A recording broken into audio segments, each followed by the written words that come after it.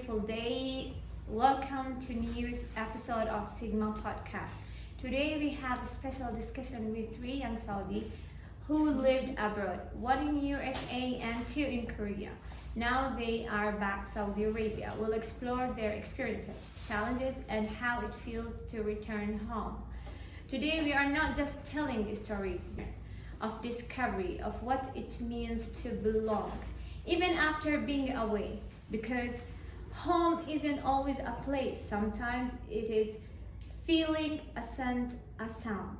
And today you are going to hear it through their voices. Let's begin. Hey guys, how are you today? Great. What about you? Good. What about you, Abdullah? Alhamdulillah. That's cool. Could you please guys introduce yourselves? Where did you live and how long were you there?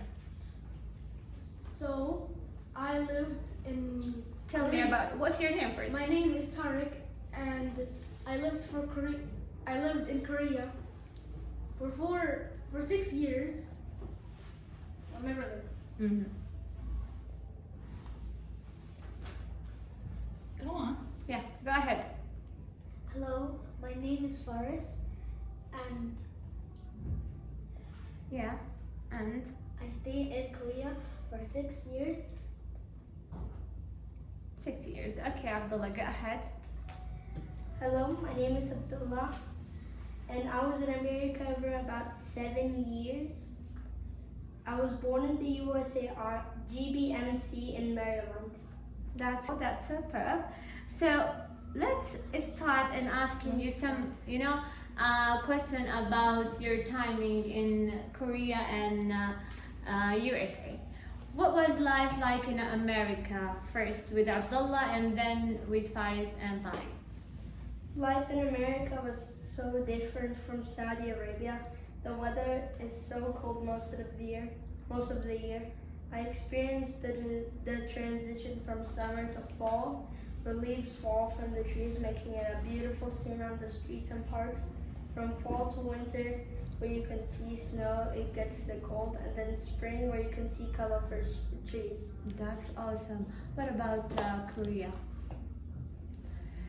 Life in Korea was actually really beautiful. It was mostly crowded and crazy. Uh-huh. It was really big. It was like a big cities with great weather and friendly people. Okay, guys. What was your favorite part of living there, Abdullah? It was beautiful. I like going out with my mom and brother, playing at playgrounds and going to places, libraries where I can play with my friends from different countries. That's superb. What was the biggest challenge you faced, guys? Moving from US to Saudi Arabia, I thought I wouldn't like it, but I actually liked it so much. That's superb. And what about you, Tariq? The biggest challenge I faced, it was definitely the language barrier for Korean. The language barrier can be difficult who aren't fluent in it, like me, when I first got there, to understand a community. And it was a big challenge for It you. was a really big challenge. Nice. And Abdullah, this question is only for Abdullah. Did you experience culture shock when you first arrived? Not really, but I wanted to go back at the beginning. Then I started to like it here and enjoy Saudi Arabia. Okay. What was school like compared to Saudi Arabia, guys? What I like about school in the USA is that they start school at 9 a.m. So I'm able to get a lot of sleep before going to school. Okay. And what about Faris and Abdullah? Tariq, sorry.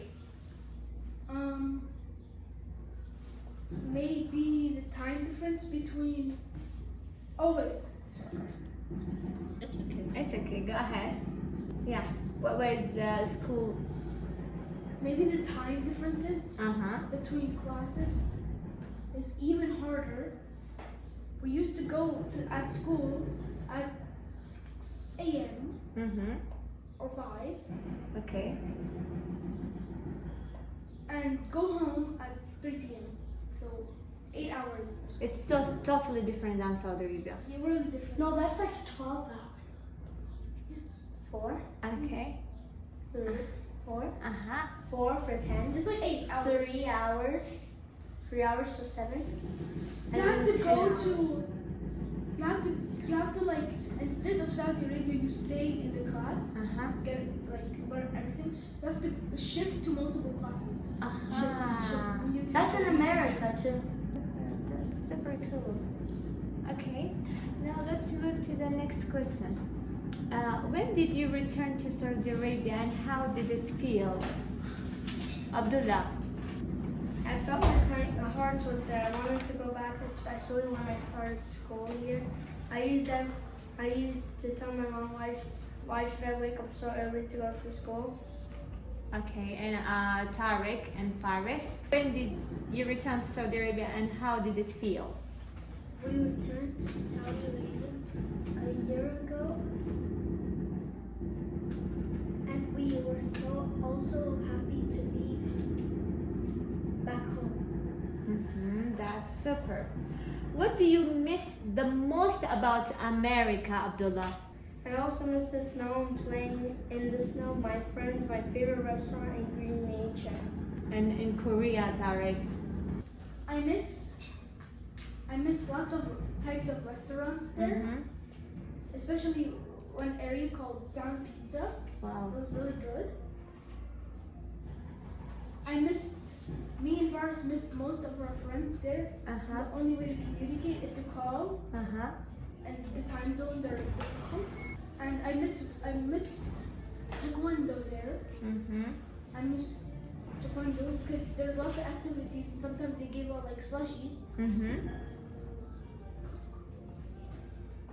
And I missed my old school because it was like really different from here. Like there wasn't any outdoor. It wasn't like outdoor. There was outdoor all the way up to 5th floor. It was like there's like fake grass. Some fences. And we used to play like solo dodgeball. Wow. It's like when you hit the ball, throw it, but you can't. No one can move unless when someone throws it, you can move. That's super. And definitely, finally, the food. Because they had fish cake, Fish cake. seaweed and rice. That's super. And dumplings. That's cool. I really like And this. lots of traditional snacks from our shop. Okay, so let's move to the next question. What are you happy to have back in Saudi Arabia? Abdullah. Meeting my cousin, my uncles, and my aunties. And what about you guys? What? What are you happy to have back in Saudi Arabia? I'm happy to see my family members again and my house and all my family members. Okay, that's cool. And we also happy because there was actually lots of masjids, because in Korea there was only one masjid and it gets super crowded in Jama'ah. Wow. It's like we have to go really early, like 20 minutes early, just to like catch Jama'ah. Okay. Okay, let's move to the next question. Wait a minute, there's only one masjid in the whole Korea? In the city, yes. The only one? In the entire city. Entire city. In Seoul, the capital city. That's really shocking. Yeah. Never Because knew. it's not a Muslim country, maybe. Yeah. Okay, so let's move to the next question. How has living abroad changed your perspective? Abdullah, go ahead. I felt that I'm 90% American because Saudi, and then Saudi because English is so easy and Arabic is hard. Arabic is hard. But what about now? When you come back Saudi Arabia, you feel you can speak Arabic fluent and you can understand that. How do I speak Arabic fluent? Okay. Not that Inshallah, day by day, you will learn how to speak, how to deal, how to contact, all right, and how to communicate. Okay. What about you, Tariq and Faris? How has living abroad changed your perspective? So one main thing I noticed is in Korea, everybody's to themselves. Uh-huh. But in Saudi Arabia, you can see the teenagers out literally screaming like words, and it was like so crazy. Literally screaming. And Does anybody I got- want to play football with me? Okay. Okay. And I saw different cultures. Like it was weird to shift to different cultures. Like change. Okay. That's cool. Okay, Abdullah, can you feel more connected to Saudi culture now? Yes.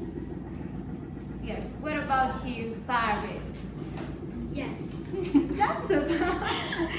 Okay. Okay, guys, have you maintained any habit or traditions from your time abroad? What? Have you maintained any habits or traditions Did you from gain any? your time abroad? Yes. Yes. So go ahead and tell me. Like what? I don't know. Yes. This is like applies to those things. Okay, start, Abdullah. Go ahead. Yet. Because it's only one thing. What is that? Loving going to, and the only reason I like going to the playground is for the swings. That's the only habit. Uh-huh. Instantly when I'm at the playground, I will sprint to the swings. Okay. And you, Tariq? Habits. I'm trying to think of. Yes. Using chopsticks. No.